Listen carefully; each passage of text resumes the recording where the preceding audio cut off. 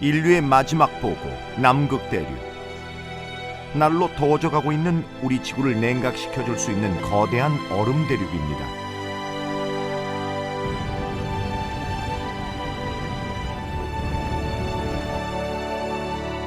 이곳에도 극한 환경에 적응해 살아가는 다양한 생명체들이 존재합니다.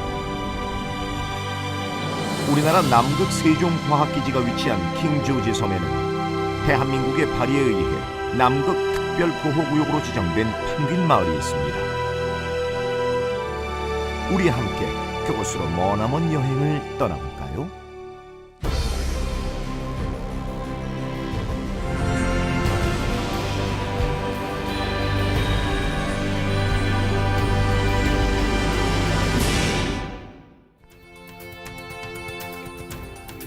세종기지를 향한 여정은 길고 반복적인 항공여행을 거쳐야 합니다. 인천을 출발해 유럽이나 미국을 경유 칠레 산티아고로 날아간 다음 다시 남쪽 끝 푼타아레나스로 이동하는 데 사흘이 걸립니다. 마지막 문명세계라 할 수 있는 푼타아레나스로부터 남극 킹조지 섬까지는 보통 비행기로 3시간, 배로 사흘간의 항해를 해야 합니다.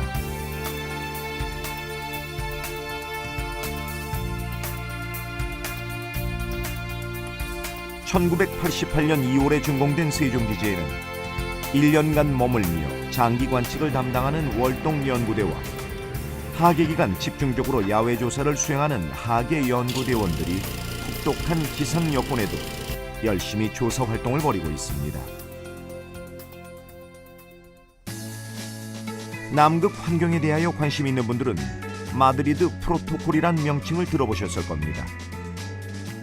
이는 남극 조약 협의 당사국들이 남극 환경 및 생태계 보호에 공감하여 1991년에 제정한 남극 환경 보호 의정서를 당시 회의가 스페인 마드리드에서 개최되었기에 별칭으로 마드리드 프로토콜이라 부르는 것입니다. 남극 환경 보호 의정서에는 여러 분야에 걸쳐 상당히 구체적인 제한 및 권고 사항들을 담고 있습니다.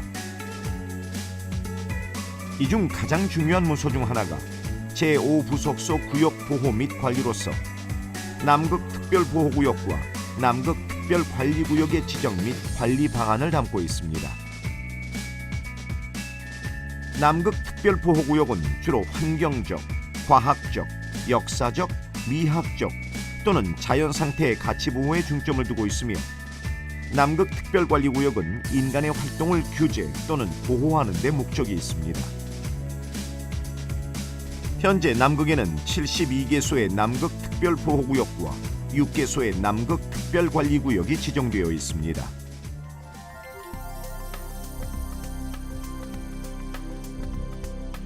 세종기지 남동쪽 산 너머 2km 지점에는 우리의 목적지인 펭귄 마을이 있습니다.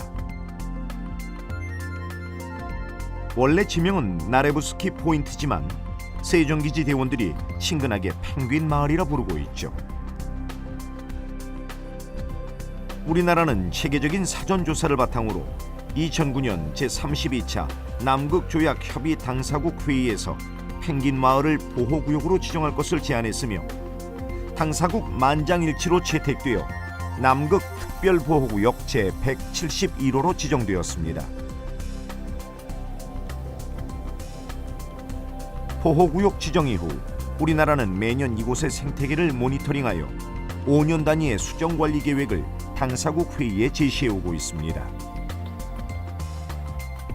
펭귄마을 보호구역은 북쪽과 동쪽 산봉우리와 해안선으로 이루어진 남서쪽 경계를 따라 쉽게 구분됩니다. 해안 절벽을 중심으로 경관이 수려하고 육상 생태계가 다양한 종들로 구성되어 있어 생물 연구에 아주 적합한 곳이죠. 보호구역 일대에는 남극 식생을 대표하는 지류와 선태류가 대규모로 생육하고 있으며 여름이면 다양한 철새들이 번식을 위해 이곳을 찾아오고 있습니다.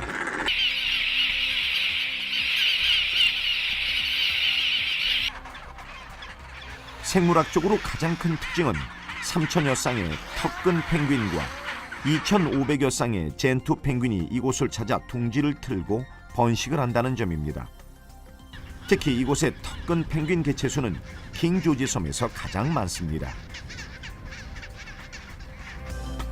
펭귄 마을을 하늘에서 수직으로 내려다본 풍경입니다. 이를 하나로 모아보면 펭귄 군집의 전체 분포 형태를 파악할 수 있죠. 사진 속 점점이 보이는 것들이 모두 펭귄들입니다. 이를 군집별로 확대해보면 둥지의 위치와 간격 등 다양한 정보를 파악할 수 있습니다. 펭귄들은 남극의 여름철 번식을 위해 펭귄 마을을 찾아오는데 젠투 펭귄이 먼저 무트로 올라와 해안에서 상대적으로 멀고 높은 곳에 둥지를 짓고 턱근 펭귄은 이보다 보름 정도 늦게 찾아와 해안에서 가까운 지역에 큰 무리를 이룹니다. 그럼 여기서 펭귄들의 생활사를 한번 살펴볼까요? 펭귄들은 9월부터 번식지로 돌아와 둥지를 만들고 짝짓기를 하며 11월경 알을 낳습니다.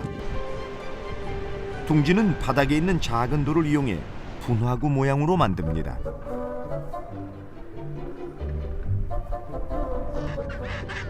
남극은 추운 환경인 탓에 암수가 함께 알과 새끼를 돌보지 않으면 안 됩니다. 어미 펭귄들은 암수가 번갈아 교대를 하면서 부모의 역할을 합니다. 알은 보통 2개를 낳으며 약 35일간 알을 품으면 귀여운 새끼가 깨어납니다. 먹이를 먹고 돌아온 짝은 서로의 사랑을 지속적으로 확인합니다. 돌을 물어다가 둥지를 보수하고 같이 하늘을 향해 소리내는 행동은 모두 서로의 사랑을 확인하는 것입니다. 어미들은 약 12시간마다 교대하며 새끼가 깨어나면 교대 시간은 더 빨라집니다. 새끼들에게는 대부분 크리를 듬뿍 잡아다가 먹입니다.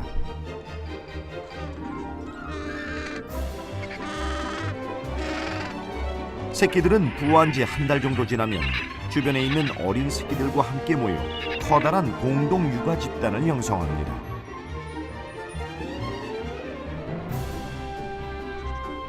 이 시기에는 펭귄 어미와 새끼 간의 추격전이 벌어지는데 새끼들의 활동 영역을 넓히고 먹이를 골고루 먹이기 위한 행동입니다.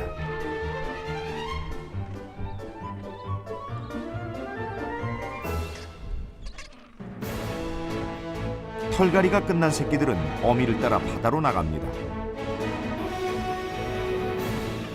차가운 남극 바다를 만나 깜짝 놀라기도 하지만 점차 바다를 좋아하기 시작합니다. 마치 하늘을 나는 새처럼 펭귄 새끼들은 먹이를 찾아 바닷속을 날아다닙니다. 다 자란 새끼들은 3살이 된 이후 짝과 함께 다시 펭귄 마을로 돌아올 것입니다. 환경부에서는 펭귄 마을 보호구역의 환경 변화를 지속적으로 모니터링하기 위해 세종기지를 운영 중인 극지연구소의 연구 사업을 지원하고 있으며 극지연구소는 서울대학교와 함께 군집 분포, 번식률, 펭귄 개체군 생태 연구 등을 매년 수행해 오고 있습니다. 최근 지구온난화로 인해 남극이 따뜻해지고 빙하가 감소하면서 펭귄과 같은 생물들의 개체군에도 변화가 생기고 있습니다.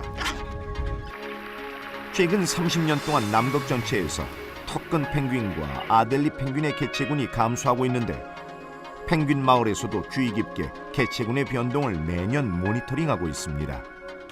번식 모니터링은 이제 번식 지표를 파악하는 거예요. 이제 번식 쌍수, 한배 산란수, 그리고 번식 성공률 이런 걸 봐서 장기간 동안 이제 펭귄들이 어떻게 번식을 하는지 그리고 이제 뭐 좋아지고 있는지 나빠지고 있는지를 파악하고 있고요. 또한 펭귄의 생태를 이해하기 위해 다양한 추적 장치를 활용하여 행동 연구도 수행하고 있습니다.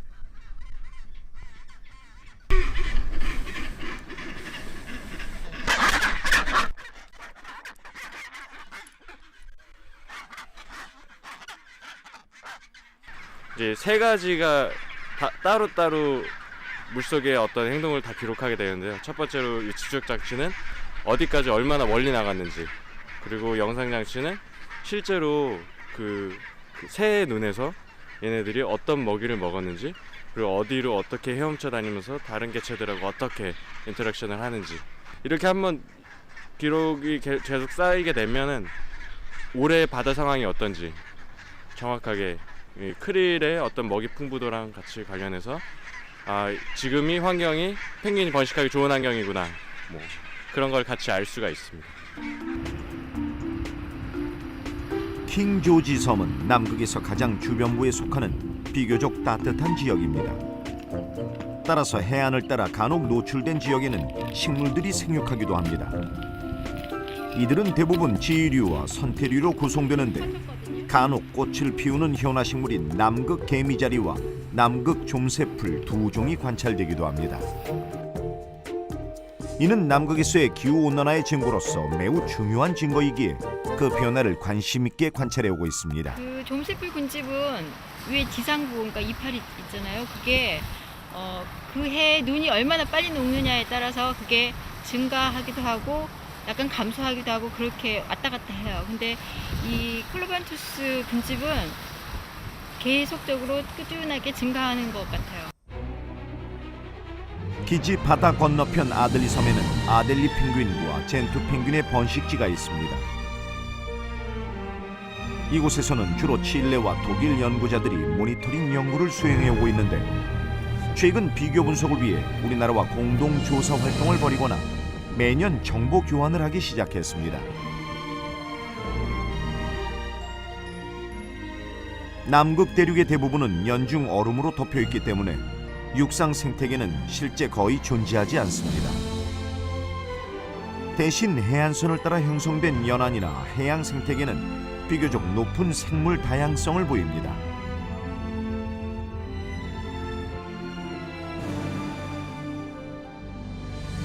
남극의 바다는 먹이사슬의 가장 근간을 유지하는 크릴에서 시작됩니다. 길이 5cm 남짓되는 작은 갑각류이지만 소형 어류, 펭귄, 해표, 고래와 같은 남극의 주요 생물들을 먹여 살리는 생태계의 중심입니다. 최근 기후온난화와 관련하여 남극해에서 크릴의 양이 줄어들고 있다는 연구들이 속속 발표되고 있습니다. 따라서 남극 해양 생물의 먹이사슬에서 크릴과 이를 먹이원으로 하는 상위 포식자인 펭귄의 관계를 연구하는 것은 남극 생태계를 이해하고 보존하는 데 매우 중요합니다. 그럼 크릴 이외에 다른 동물을 먹이원으로 삼는 남극의 상위 포식자들은 무엇이 있을까요? 육상에서는 바로 여러분들의 벗, 펭귄을 잡아먹고 사는 갈색 도둑갈매기가 대표적입니다. 이들은 펭귄 군소지 주변에 머물면서 펭귄의 알과 새끼를 잡아먹고 살아가는데 때론 쌍으로 협공작전을 펴 어미 펭귄의 시선을 돌린 후 새끼나 알을 훔쳐가기도 한답니다. 그 펭귄 알을 여기서 가져온 겁니다. 들고 올 때 부리로 껴서 찍어서 바로 먹는 게 아니라 이렇게 들고서 날라서 와서 먹기 좋은 데까지 날라 갖고 온 다음에 그 다음부터 이렇게 그냥 확 깨가지고 이렇게 싹 먹어 치워버려요. 바다에서는 표범 물범과 범고래가 대표적입니다. 이들은 주로 펭귄이나 다른 물범들을 잡아먹고 살아갑니다. 표범 물범은 평상시 유빙 위에서 휴식을 취하다가 바다로 들어가 사냥을 합니다. 여러분이 좋아하는 펭귄이나 물범을 잡아먹는다고 너무 미워하지는 마세요. 그저 자연스러운 자연 생태계의 먹이 사슬이니까요.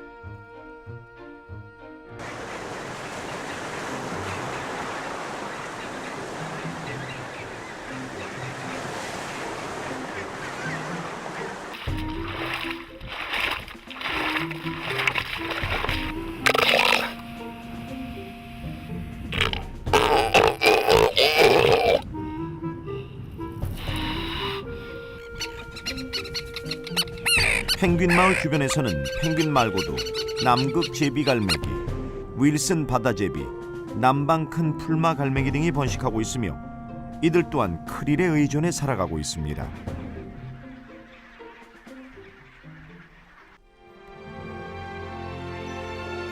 이와 같은 남극의 자연 생태계를 인간 활동으로부터 보호하고 보존하기 위하여 남극 특별 보호구역이 지정되어 관리되고 있습니다. 2015년 당사국 회의에 제시한 우리나라 펭귄마을 보호구역 5개년 수정관리 계획에는 보호구역을 방문하는 연구자들의 진입로를 펭귄들의 이동로와 구분하는 세심한 부분에 이르기까지 관심을 기울이고 있습니다. 보호구역에 출입하기 위해서는 각국의 담당 정보부처의 허가를 취득해야 합니다. 우리나라의 경우 외교부 장관에게 남극 활동 및 보호구역 허가 신청서를 제출해야 하며 외교부에서는 환경부, 해양수산부와 협의하여 허가 여부 및 출입 조건들을 통보하고 있습니다. 이는 실제 연구 및 교육을 목적으로 한 활동 이외에는 출입이 철저히 제한되고 있는 것이죠.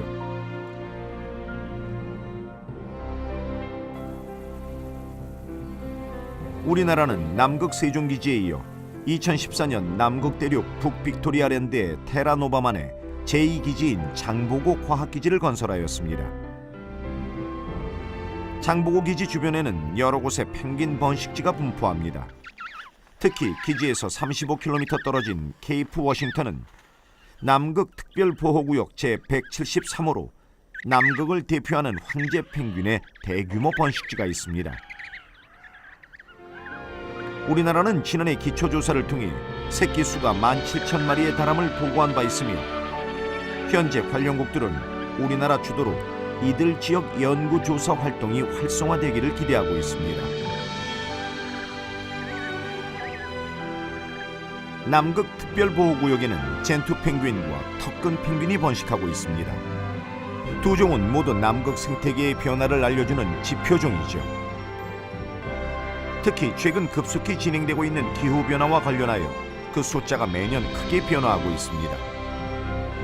따라서 남극의 펭귄을 연구하는 것은 지구 환경 변화에 따른 생태계의 변화를 확인하고 관찰하는 작업입니다.